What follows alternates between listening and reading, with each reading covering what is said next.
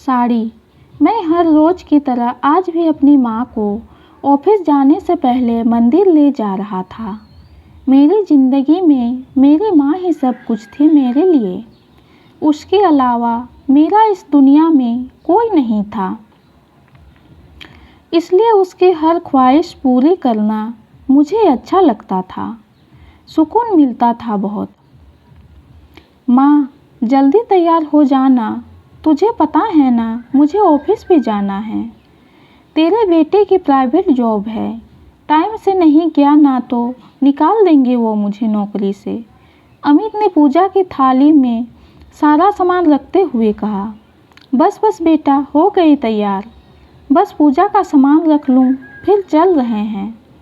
अमित की माँ ने अपने बालों को समेटते हुए कहा। वो सब कर दिया है मैंने, अमित ने माँ को थाली देते हुए कहा। भगवान, तूने कितना अच्छा बेटा दिया है मुझे। यही प्रार्थना है तुझसे कि हर माँ को ऐसा बेटा दे। माँ ने उसके बालों पर हाथ फेरते हुए कहा। अब चले माँ, अमित ने कहा। हम दोनों पैदल चलते हुए बातें करते जा रहे थे, क्योंकि मंदिर हमारे घर से थोड़ा सा ही दूर था। चलते चलते माँ ने मुझसे कहा, अमित, अब तो शादी कर ले। अब मैं मरने से पहले तेरी दुल्हन देखना चाहती हूँ। मैंने माँ की तरफ गुस्से में देखते हुए कहा। अगर दोबारा मरने की बात कहा तो देखना मैं तुझसे पहले मर जाऊँगा। माँ समझ गई मैं गुस्सा हो गया और बड़े ही प्यार से बोली, मैं तो ये कहना चाह रही थी कि अब तू शादी कर ले, क्योंकि मुझसे अब इतनी जल्दी उठ के खाना नहीं बनाया जाता, इसलिए कहा शादी कर ले। माँ, तू जानती है ना, मैं ऐसी वैसी लड़की से शादी नहीं करूँगा। जैसे लड़की से मैं शादी करना चाहता हूँ वैसी लड़कियाँ अब इस दुनिया में है नहीं। इससे अच्छा है मैं सिर्फ अपनी माँ के साथ रहूँ। तो तुझे कैसी लड़की चाहिए वो तो बता। जब भी पूछती हूँ हमेशा टाल देता है। आज तो तुझे बताना ही पड़ेगा, तुझे माता रानी की कसम है। क्या माँ, रास्ते में ऐसी बातें कौन करता है। घर चल के आराम से बातें करेंगे। माँ भी अपनी जिद पर अड़ गई। अभी बता तो मुझे, ताकि मैं तेरे लिए लड़की देखना शुरू कर दूँ। इतने में मेरी नज़र सामने से आ रही एक लड़की पर पड़ी। चल ठीक है, तू इतनी जिद कर रही है तो बता ही देता हूँ। मैं उस लड़की को देखता जा रहा था और माँ को बताता जा रहा था। पहली बार मैंने ऐसे किसी लड़की को देखा जो बिल्कुल वैसी थी जैसे मुझे पसंद थी। पहली बार मन कर रहा था कि मेरी नज़रें सिर्फ उसे ही देखती रहे।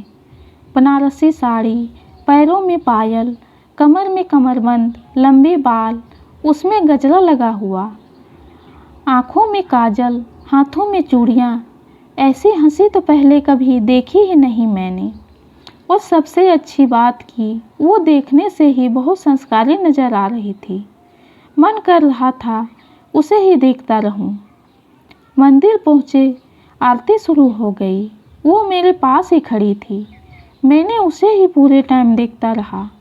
फिर मन में आया आंखें बंद कर लूं, वरना पता चला कि माता रानी गुस्सा हो जाए मुझसे। और आरती ख़त्म होने के बाद जब मैंने आंखें खोली, देखा वो भी गायब थी। मैंने इधर उधर देखा, वो कहीं नहीं दिखी। मैं माँ को घर छोड़कर अपने काम पर चला गया। शाम को घर आते वक्त माँ का कॉल आया कि अपने लिए नए जूते ले आना। मैंने पूछा भी था क्या करना है, अभी तो है ना मेरे पास, पर माँ जो कह दे वो तो होना ही था। मैं घर आया जूते लेकर, माँ को जूते दिखाया। माँ को पसंद नहीं आए। मैंने पहले ही बोल दिया कि वापस करने नहीं जाऊँगा। माँ के चेहरे पर इतनी खुशी पहले कभी नहीं दिखी। माँ, क्या बात है, आज तो बहुत खुश नज़र आ रही है। माँ मुस्कुरा कर चली गई। मैं माँ के पीछे पीछे कमरे में गया।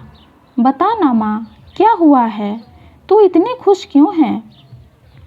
माँ ने इग्नोर करते हुए कहा, तू जल्दी से हाथ मुंह धोकर तैयार हो जा और कोई सवाल जवाब नहीं करेगा। मैं चुपचाप चला गया और मन में सोचने लगा कि आज ऐसा क्या हुआ जो माँ इतनी खुश है। माँ, मैं तैयार हो गया, चलो कहाँ चलना है। मेरी नज़र सामने से आ रही माँ पर गई।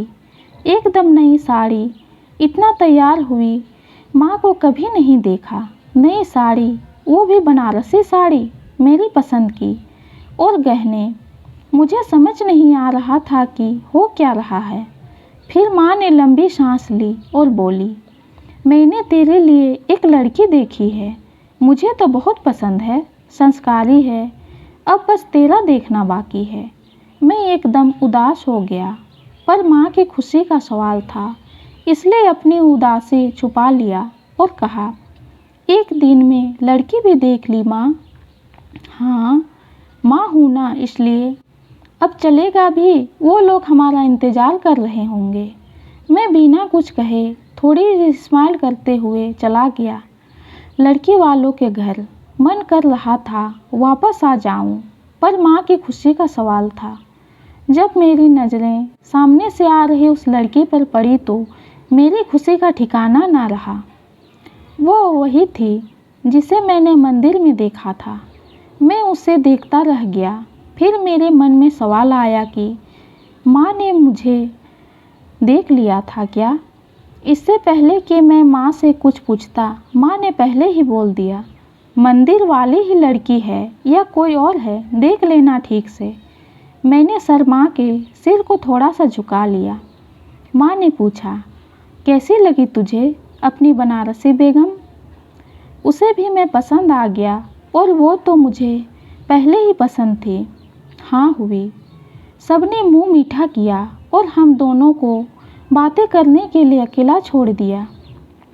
समझ नहीं आ रहा था कि क्या बोलूं। उसने मेरी तरफ हंसते हुए देखा और मैंने इतना ही बोल दिया, आपकी साड़ी और मुस्कान दोनों बहुत अच्छी है, हमेशा ऐसे ही साड़ी पहनना। उससे भी पूछ लिया, आपको साड़ी पसंद है? मैंने कहा, बनारसी साड़ी देख के ही तो आप पसंद आई।